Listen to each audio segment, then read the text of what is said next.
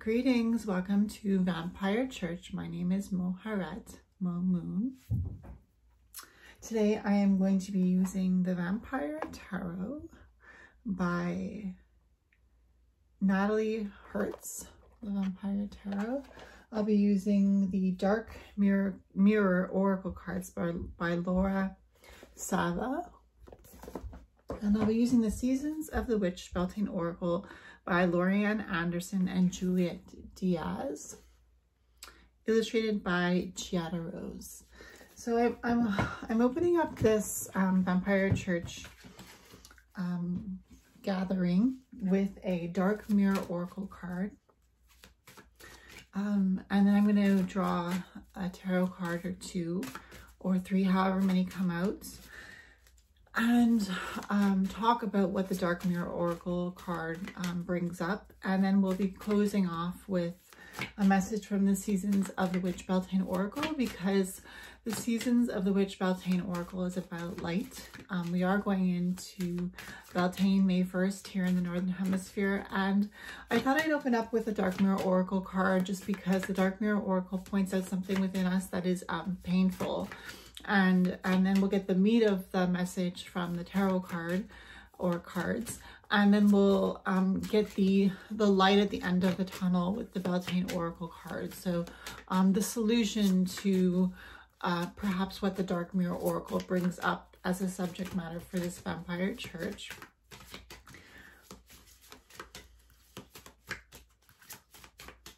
Universe, guide this message for Vampire Church. Vampire Church is something I created. The vampires of Anne Rice often haunt churches, and they collect rosaries, they collect crucifixes. One of the myths is that vampires can't look at crucifixes, but in Anne Rice's novels, the vampires, they can. It's a myth that they can't look at crucifixes, and when they enter churches and find treasures, often some of the most beautiful treasures they find are rosaries made with beautiful beads and, luxurious beads and precious metals. So also, the spirit of the vampire is a vampire that it's an energy of someone who is searching for absolution. And yes, it's true that they have been rejected by God, and they cannot worship God because they've been damned, because they are dead, and they are living dead, and death is an enemy of the church. So when I say Vampire Church, I mean it in a way where it's a gathering of like-minded individuals, like a church setting, but for vampires, for people who are seeking absolution, who are seeking knowledge from the universe, who are seeking absolution, a way of feeling like they've been forgiven and that they are good, that they are indeed good, even though they're seen as damned and unacceptable by humans and by God, and that they can't even go to hell because they've been rejected by Satan himself, which is why they are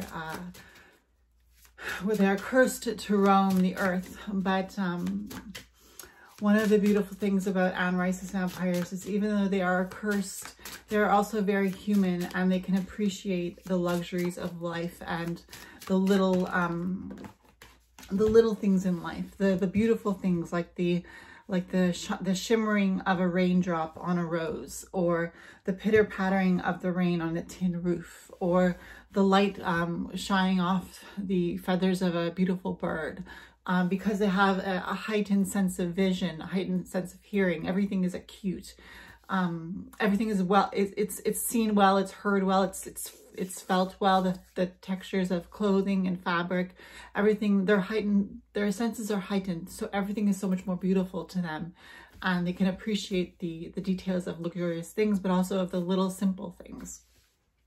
So for our first oracle card, we got Artificial Heart. It's interesting because I was just talking about how the vampire spirit, somebody who identifies with the vampire spirit, they feel like they are artificial. They feel like they are not good, that they have an artificial heart, a heart that is cold, a heart that is made out of stone, a heart that cannot feel, and yet they do feel. We do feel. We feel things intensely, and when we make a mistake, we feel like we have let down ourselves as well as the world around us. I feel like the spirit of the vampire is a spirit that feels things so much more deeply. And I'm not saying that human beings who don't associate with the spirit of the vampire don't feel things deeply, but I just think that things cut to our heart so much more deeply than maybe somebody who doesn't identify as somebody who's not good, you know. As the spirit of the vampire lives within me, I often feel like I am not good. I am not worthy.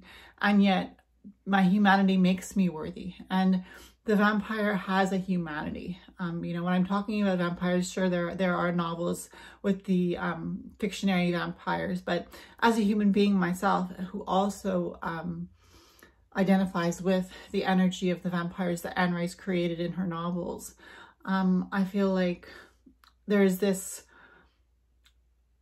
threshold of goodness that needs to be achieved. And when it's not achieved, it feels like I've let myself down, and I could have done so much better, and I could have tried so much harder, and I could have achieved it if I had just given it a little bit more, you know, just like always holding yourself up to this standard that most people would not be able to reach. And some might call it perfectionism, you know, suffering from perfectionism and or obsessive compulsive disorder, wanting to make things right, wanting to do things right.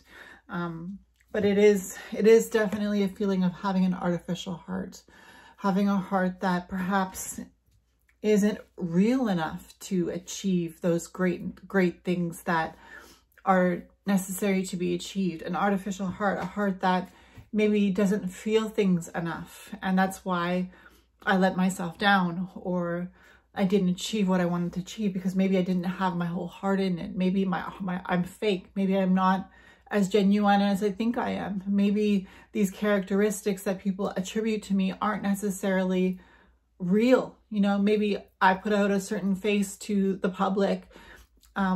When I'm out in public, I put out this persona that is gentle and kind and sweet and caring and compassionate. And then when I'm behind closed doors, I feel like I have an artificial heart. I feel like there's so many things that I've let myself down in regards to. And that's I think something that we can all kind of, maybe not all of us, but a lot of us can identify with. So we have the Six of Cups, the Ten of Wands, and the Eight of Cups. And the Six of Cups is the energy of youth, you know. And oftentimes I was speaking to my sister, and she was saying, don't be so hard on yourself. You know, you said you talked to your inner child. What would your inner child say to you? If you asked your inner child, do I have an artificial heart? How would your inner child respond? How would 6-year-old you respond to your adult self? Before you could understand what the word vampire meant, and you were a child and you were just traveling through this earth innocent, what would that child tell you in regards to who you are now as an adult, to who you are now as somebody who identifies with passing the grade, a passing mark, or excelling, you know, getting 100, you know, excelling, giving 110%, being serious, being adulting, you know, quote unquote adulting. What would your inner child tell you if you asked them with this Ten of Wands? Ask them what they think about how much heaviness you are carrying with the Ten of Wands, the heaviness that you carry on your heart with the Eight of Cups.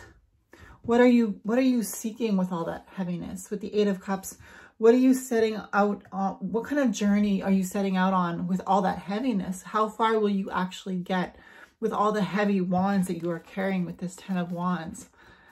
Ask your inner child before you set out on a journey carrying all this burden. What would you say to me? What would you say to me? And I think one of the things that the inner child would tell us is this card here, fertilizing, card number 10. Food is not the only thing that nourishes you, dear one. Be mindful of what you feed your soul. Food is not the only thing that nourishes you, dear one. Be mindful of what you feed your soul. And I think that's what the inner child with the 6 of Cups would tell us in regards to our artificial heart that we think we have as somebody who feels cold, who feels, you know, deserted or depressed or unloved or fake. You know, with this artificial heart, there's that word fake. Am I fake?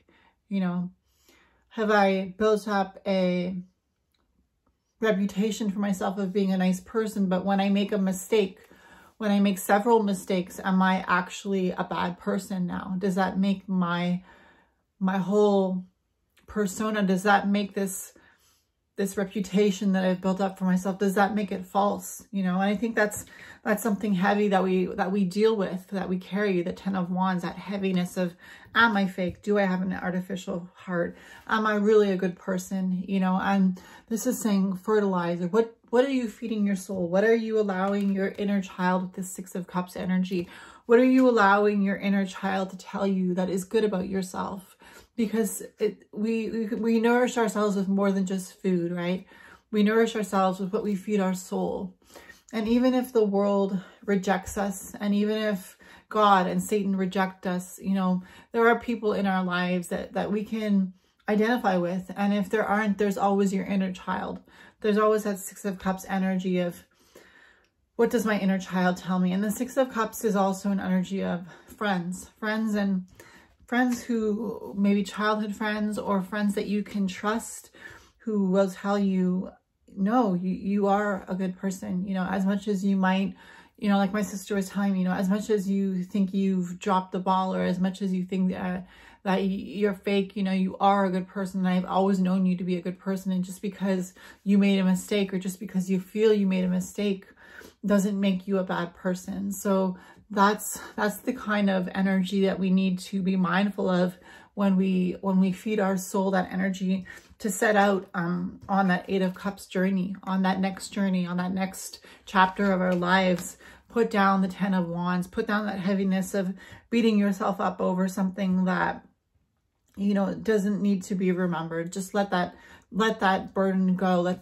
Drop that burden and head out on your 8 of Cups, remembering the goodness that your inner child tells you that you deserve, and the goodness that your loved ones, the ones that you trust, the ones that have known you for a long time, or the ones that have gotten to know you well, let them feed your soul. Let them fertilize your soul with their kind words, with their love, with their acceptance, with their compassion. And even in the vampire world of Anne Rice, they are a group of individuals who identify with each other. And of course, there's always the vagabond who will want to fight and destroy, but ultimately, what do you stand for? And if you don't know what you stand for, let your inner child tell you what you stand for. Ask your inner child, what do I stand for? Who am I really? You know, am I a fake person? Do I have an artificial heart?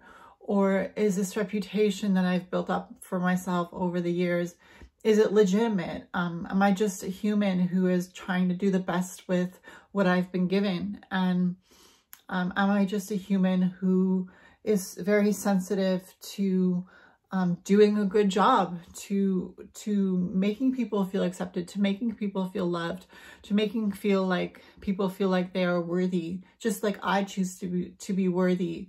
You know, as my inner child tells me, you are worthy. Just as I choose to believe that I am worthy, so I choose to believe that many people around me are worthy as well.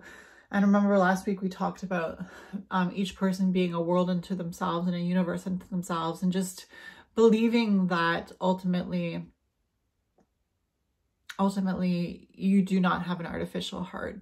It may be a cold heart, it may be full of calluses or scars or wounds or bleeding, but if that is the case, it's because it's not artificial. It's because it feels. It is flesh and blood, and it feels. And if you feel cold-hearted, it's because you've been through something with this 10 of Wands energy that's been heavy, something that has been painful for you. And the 8 of Cups is going into the next chapter, learning from that pain, learning from that heaviness, but letting it go and letting the goodness of the inner child within you speak to your soul.